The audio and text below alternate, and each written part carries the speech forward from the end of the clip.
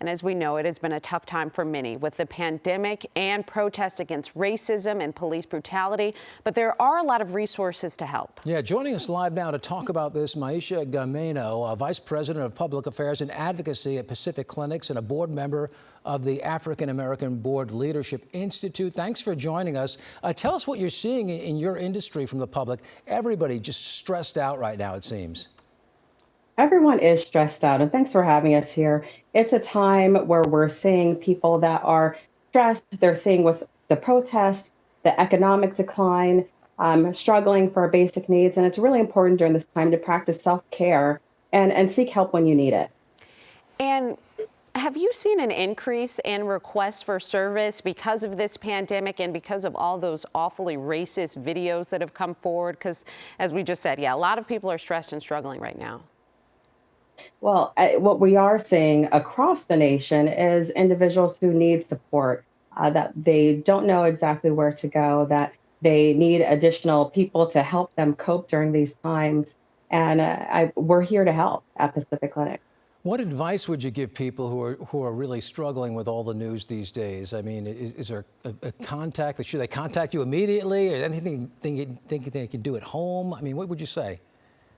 Sure, absolutely. Well, I work with a team of over 1,000 clinicians who provide this type of support for people every day. And the advice that they give to me and others is to monitor how you feel, acknowledge how you feel, and seek the help immediately if you need that help. And what are kind of some specific examples of services support that you guys are providing right now?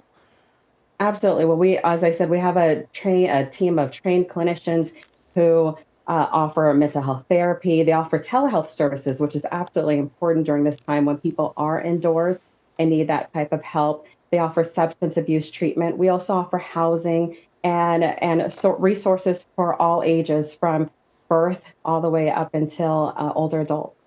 And Myeisha, you're an alum of the African-American Board Leadership Institute. What does that entail, and why is that type of representation on the boards of companies so important?